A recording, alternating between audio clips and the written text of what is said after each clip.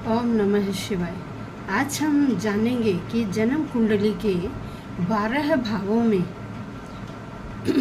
बुध ग्रह कौन कौन से फल देते हैं। तो आइए, सबसे पहले यदि जन्म कुंडली के प्रथम भाव में बुध ग्रह हैं और कारक हैं तो क्या होगा। कारक हैं या उच्च के हैं तो व्यक्ति विद्वान होगा, मधुर वचन बोलेगा।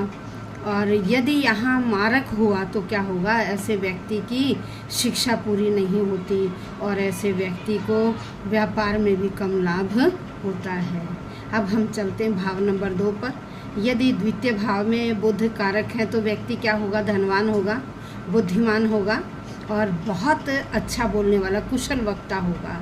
और यहाँ बैठे हुए बुध वाले जातक क्या करेंगे, बैंक में कर्मचारी हो सकते हैं, किसी अच्छी पदवी पे हो सकते हैं। और गुरु के साथ होगा तो यहाँ व्यक्ति क्या होगा, कथावाचक हो सकता है। अब देखिए, तीसरे भाव में यदि कारक हैं तो व्यक्ति क्या होगा, बड़ा पराक्रमी होगा, सामुद्रिक जो शास्त्र उसका ज्ञाता होगा और ऐसा व्यक्ति यात्राएं भी बहुत करता है।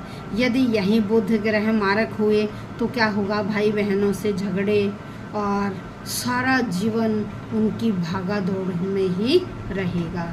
अब हम चलते हैं चौथे भाव पर। अगर चतुर्थ भाव में बुध बैठे हुए हैं तो यहाँ क्या होगा, माता, ये भूमि भवन का है, वाहन प्रेमी होगा, ऐसा व्यक्ति ज्योतिष का ज्ञान रखने वाला भी होगा। यदि यहाँ बुध नीच या मारक होकर बैठे हुए हैं, बुध नीच या मारक के हैं तो क्या होगा, माता को भी कष्ट होगा, माता से झगड़ा भी हो सकता है और ऐसे व्यक्ति को भूमि भवन आदि में भी बहुत कठिनाई होगी। अब हम चलते हैं पंचम भाव पर। पांचवें भाव में क्या है, व्यक्ति बड़ा प्रतापी होगा, विद्वानों के द्वारा उसकी प्रशंसा की जाएगी, मधुर भाषी होगा, बुद्धि भी उसकी कैसी होगी, बहुत कुशाग्र होगी। और यदि मारक है तो ऐसा व्यक्ति पेट का रोगी होगा, उसका स्वभाव भी बहुत चिड़चिड़ा होगा और उसके स्वास्थ्य में भी हमेशा दिक्कत बनी रहेगी। अब हम चलते हैं छठे भाव पर। यदि छठे भाव में बुध हैं तो व्यक्ति क्या होगा, बड़ा अभिमानी होगा, क्रोधी होगा, आलसी होगा। अगर यहाँ बुध नीच के होकर बैठे हुए, क्योंकि ये तो हमने